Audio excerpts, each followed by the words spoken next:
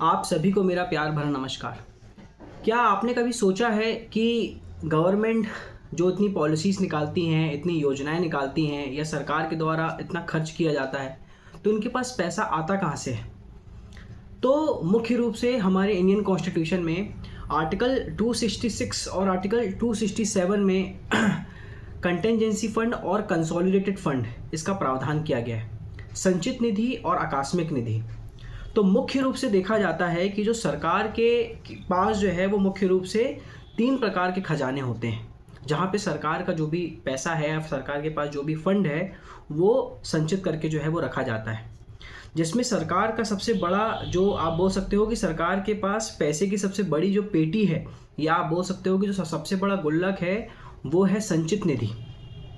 तो पहला है संचित निधि, दूसरा है आकस्मिक निधि और तीसरा है सार्वजनिक खाता। इनमें से प्रत्येक निधि का एक अपना अलग उद्देश्य होता है और किसी भी देश के कुशल वित्तीय प्रबंध के लिए इन तीनों की जो है वो बहुत महत्वपूर्ण भूमिका होती है। इन निधियों को समझना न केवल केंद्र सरकार के वित्तीय संचालन को समझने के लिए महत्वपूर्ण है, साथ ही साथ कोई भी स्थापित सरकार कितनी पारदर्शिता से काम कर रही है, कितनी जवाबदेही से काम कर रही है, जो जनता का धन है या जो सार्वजनिक धन है उसका कहाँ उपयोग किया जा रहा है, ये सारी चीज़ों को समझने के लिए हमें संचित निधि और आकस्मिक निधि जो है वो स्पष्ट होनी चाहिए। अब हम समझते हैं कि संचित निधि क्या होती है। तो देखिए क्या है कि बैंक के पास सरकार का जो भी पैसा होता है, तो लोकतांत्रिक देश में सरकार जो है वो उसको विभिन्न माध्यम से जो है वो प्राप्त करती है। मतलब सरकार के पास जो फंड आता है वो अलग अलग माध्यम से आता है। जैसे राजस्व वसूली जो गवर्नमेंट के द्वारा किया जाता है, जो गवर्नमेंट के द्वारा ऋण दिया जाता है, विभिन्न प्रकार के गवर्नमेंट क्या करती है, अलग अलग टैक्स लगाती है। जैसे सीमा शुल्क हो गया, उत्पादन शुल्क हो गया, आयकर में शुल्क हो गया या संपदा शुल्क हो गया, है ना, एक्साइज ड्यूटी, जितना भी सरकार के द्वारा जो भी हमारे ऊपर टैक्स लगाया जाता है। तो सरकार टैक्स के माध्यम से जो भी पैसा हम सभी से वसूलती है वो सभी जो है वो संचित निधि में जो है वो इकट्ठा करके रखा जाता है। आप ये कह सकते हो कि भारत की संचित निधि जो है वो भारत सरकार का प्रमुख वित्तीय साधन है। यह सरकार द्वारा प्राप्त सभी राजस्व, लिए गए सरकार के द्वारा जो भी लिए गए ऋण हैं और सरकार के द्वारा जो भी पुनः भुगतान किया जाता है वो सभी संचित निधि में से ही किया जाता है। यदि केंद्र सरकार किसी दूसरे देश से कोई उधार पैसा लेती है तो वो संचित निधि में ही इकट्ठा होता है, और यदि भारत सरकार किसी दूसरे देश को या राज्य सरकार को कोई पैसा देती है तो वो भी संचित निधि में से ही निकाल के देती है। केंद्र सरकार के द्वारा जो भी पैसा अर्जित किया जा रहा है या जो भी उधार लिया जा रहा है, प्रत्येक रुपए जो है वो संचित निधि में जो है वो इंक्लूड रहता है, संचित निधि में ही उसको रखा जाता है। केंद्र सरकार के सभी कानूनी रूप से अधिकृत व्यय, मतलब जो भारत सरकार जो भी कानूनी रूप से जो भी खर्च करती है वो सभी भारत की संचित निधि से ही जो है वो लिए जाते हैं। साथ ही साथ क्योंकि होता क्या है कि देखिए ये जनता का पैसा होता है, इसलिए इसको मुख्य रूप से जनता के फायदे के लिए खर्च किया जाता है, क्योंकि इन धनराशि पर पूरी तरीके से जो है वो जनता का कंट्रोल होता है। प्रायः सभी देशों में ये देखा जाता है कि वहाँ की जो गवर्नमेंट है वो अपने देश में संचित निधि का जो है वो स्थापना करती, संचित निधि ऐसा प्रावधान होता है। तो क्या सरकार अपनी मन मुताबिक इसमें से पैसा निकाल सकती है कि क्या उसकी कोई विशेष प्रक्रिया है? तो जब भी कभी सरकार को संचित निधि में से पैसा निकालना है तो सरकार कभी भी अपने मन मुताबिक इसमें से पैसा नहीं निकाल सकती। सरकार को इसमें से पैसा निकालने के पहले जो है वो मनी बिल जारी करना पड़ता है, धन विधेयक जो है वो पास करना पड़ता है। साथ ही साथ मनी बिल के साथ साथ इसमें संसद की जो है वो पूर्व सहमति, मतलब जो भी रूलिंग पार्टी होगी उसकी सहमति के बाद ही जो है वो उसमें से पैसा जो है वो निकाला जाता है। तो स्पष्ट रूप से देखा जाता है कि सरकार के द्वारा जो भी हमसे टैक्स लिया जा रहा है, चाहे वो टैक्स किसी भी प्रकार का हो, वो सभी टैक्स जो है वो यहाँ पर संचित निधि में जो है वो इकट्ठा करके रखा जाता है। साथ ही साथ हमारे देश में कुछ संवैधानिक पद हैं जिनको जो वेतन भी दिया जाता है या जो उनको पेंशन दी जाती है तो वो भी कंसोलिडेटेड फंड से ही दी जाती है। जैसे भारत के राष्ट्रपति के जो वेतन होते हैं, वेतन के अलावा जो उनके भत्ते होते हैं, जो भी अन्य व्यय होते हैं, वो सब संचित निधि से ही किए जाते हैं। राज्यसभा के अध्यक्ष और उपाध्यक्ष, लोकसभा के अध्यक्ष और उपाध्यक्ष, उनके द्वारा जो भी खर्च किया जाता है या उनको जो भी पैसा दिया जाता है वो संचित निधि से ही दिया जाता है। सुप्रीम कोर्ट के न्यायाधीश के जो वेतन, भत्ते और पेंशन वो सब संचित निधि से ही जो है वो दिए जाते हैं। हाई कोर्ट के जजेस की जो पेंशन होती है उसको भी कंसोलिडेटेड फंड से ही जो है वो खर्च किया जाता है।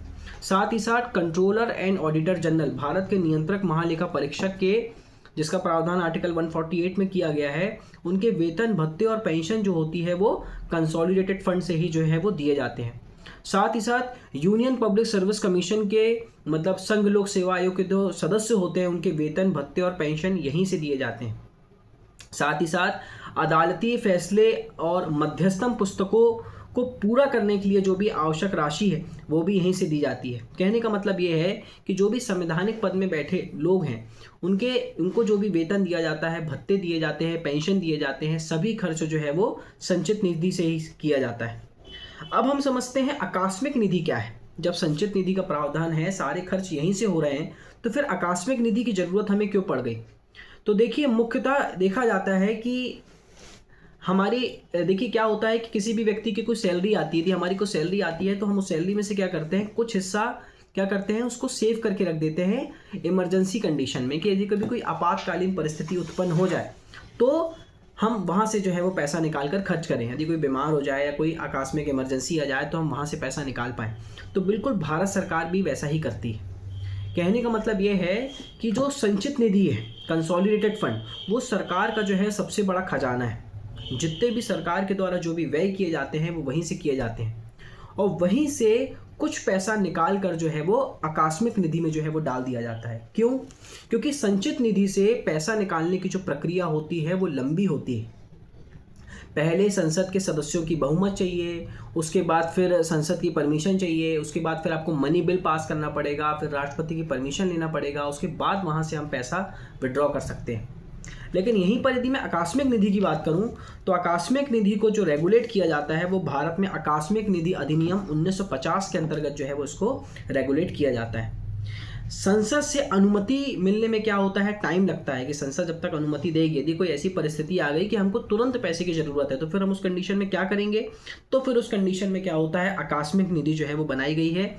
यहाँ पे संसद की पूर्व अनुमति की जरूरत नहीं पड़ती। विशेष रूप से जो है वो यहाँ पे राष्ट्रपति का जो है वो रोल होता है। राष्ट्रपति के नाम से मतलब ऐसा नहीं है जैसे संचित निधि पर जो है वो संसद का कंट्रोल होता है, तो जो आकस्मिक निधि होती है इस पर भारत सरकार का कंट्रोल होता है। कहने का मतलब एक ही है, लेकिन आकस्मिक निधि जो होती है इस पर मुख्यतः कंट्रोल जो होता है वो राष्ट्रपति का होता है, और संचित निधि पर जो कंट्रोल होता है वो पार्लियामेंट का होता है। यदि आकस्मिक निधि के नाम पर क्या होता है कि जो भी राष्ट्रपति होंगे उनके नाम पर क्या होता है, एक अकाउंट खोल दिया जाता है, और यह निधि जो है वो प्रेसिडेंट के अधीन होते हुए यदि सरकार को कभी भी कोई इमरजेंसी की कंडीशन आ गई, जैसे भूकंप आ गया, बाढ़ आ गया, सुनामी आ गई, कोई नेचुरल डिजास्टर हो गया, ऐसी कोई भी परिस्थिति आ गई कि किसी राज्य में जो है वो भुखमरी हो गई, हाँ, या कोई लाइलाज बीमारी पड़ गई कि बिल्कुल एकदम से पैसे की ज़रूरत है, तो फिर हम इतना इंतजार नहीं करेंगे कि हम आराम से धन विधेयक पास करें और संचित निधि में से पैसा निकालें। उस कंडीशन में तत्काल पैसे की ज़रूरत है तो उस कंडीशन में आप आकस्मिक निधि जो है वो बनाई गई है, वहाँ से आप जो है वो फंड निकाल कर जो है वो व्यय कर सकते हैं। तो संचित निधि जो है उस पर पूरा कंट्रोल जो है वो पार्लियामेंट का है, और आकस्मिक निधि में संसद का कंट्रोल होता है, लेकिन राष्ट्रपति जो हैं वो भी क्या कर सकते हैं, इसमें से पैसा निकाल कर जो है वो दे सकते हैं। अब एक तीसरा खाता होता है सार्वजनिक खाता। देखिए, सार्वजनिक खाता जो है वो मुख्यतः देखा जाता है कि सार्वजनिक खाता सरकार द्वारा या उसकी ओर से प्राप्त सार्वजनिक धन के लिए एक अलग निधि है। जैसे कि जो भी सरकारी कर्मचारी होते हैं उनको जो प्रोविडेंट फंड दिया जाता है, या सरकारी जो भी कर्मचारी होते हैं उनको रिटायरमेंट के बाद एक इकट्ठा जो है वो फंड दिया जाता है, तो उनका जो पैसा कहाँ पर जमा रहता है, तो उनको जो भी पैसा दिया जाता है वो सभी पैसा, चाहे आप एक मुश्त दो, चाहे आप पेंशन के रूप में दो या भत्ते के रूप में दो, जिस रूप में भी दो, तो वो जो पैसा होता है उनका वो पूरा सार्वजनिक खाते में जो है वो जमा रहता है। तो इस तरीके से गवर्नमेंट के 3 मुख्य खाते हैं। एक हो गया आपका संचित निधि, आकस्मिक निधि और सार्वजनिक खाता। अब हम यहाँ पर समझते हैं कि संचित निधि और आकस्मिक निधि में मुख्यतः अंतर क्या है। तो देखिए, जो संचित निधि है वो आर्टिकल 266 में दिया हुआ है, आकस्मिक निधि आर्टिकल 267 में दिया हुआ है। संचित निधि जो है वो सरकार का मुख्य राजस्व का खाता है, जहाँ सभी जो आयकर होते हैं वो सब कुछ वहाँ पर आके जमा होते हैं। उसके अलावा यहाँ से पैसा जो है वो हम क्या करते हैं, और यहाँ से यदि कोई पैसा निकालना है तो हम संसद की पूर्व मंजूरी से ही क्या कर सकते हैं, यहाँ से कोई भी फंड निकाल सकते हैं। इसके विपरीत यदि मैं आकस्मिक निधि की बात करूँ तो आकस्मिक निधि एक आपातकालीन कोष है, इमरजेंसी फंड है, केवल उसका उपयोग केवल इमरजेंसी में ही किया जाता है और राष्ट्रपति की पूर्व मंजूरी से तुरंत जो है वो पैसा निकाला जा सकता है, जिसे बाद में संसद के द्वारा जो है वो स्वीकृति दी जाती है। कंसोलिडेटेड फंड में सरकार के नियमित राजस्व से पैसा यहाँ पे जमा होता है, और जो कंसोलिडेटेड फंड होता है वहाँ पर जो पैसा जमा होता है वो संचित निधि में जो भी पैसा आता है वहीं से कुछ धन निकाल कर जो है वो आकस्मिक निधि में डाल दिया जाता है। साथ ही साथ यदि कंसोलिडेटेड फंड से पैसा निकालना है तो पैसा निकालने से पहले संसद की पूर्व मंजूरी जो है वो जरूरी है, लेकिन यदि कंसोलिडेटेड फंड से यदि हमें धन निकालना है तो राष्ट्रपति के अधिकार में होता है, बाद में संसद उसमें अपनी सहमति देती है। आप ये समझ सकते हो कि जो कंसोलिडेटेड फंड है वो सरकार का सबसे बड़ा और मुख्य कोष है, और जो कंटेंजेंसी फंड है ये छोटा आरक्षित निधि है। आप ये कह सकते हो कि कंसोलिडेटेड फंड जो है वो सरकार की एक जेब है, और जो कंटेंजेंसी फंड है ये इमरजेंसी वॉलेट है। तो इस तरीके से संचित निधि और आकस्मिक निधि इंडियन कॉन्स्टिट्यूशन में आर्टिकल 266 और 267 में डिफाइन किया गया है। यदि आपको मेरा वीडियो अच्छा लगा तो लाइक करिए, कमेंट करिए। यदि इसमें कोई कमी नज़र आती है तो प्लीज़ मुझे कमेंट बॉक्स में बताइए। धन्यवाद।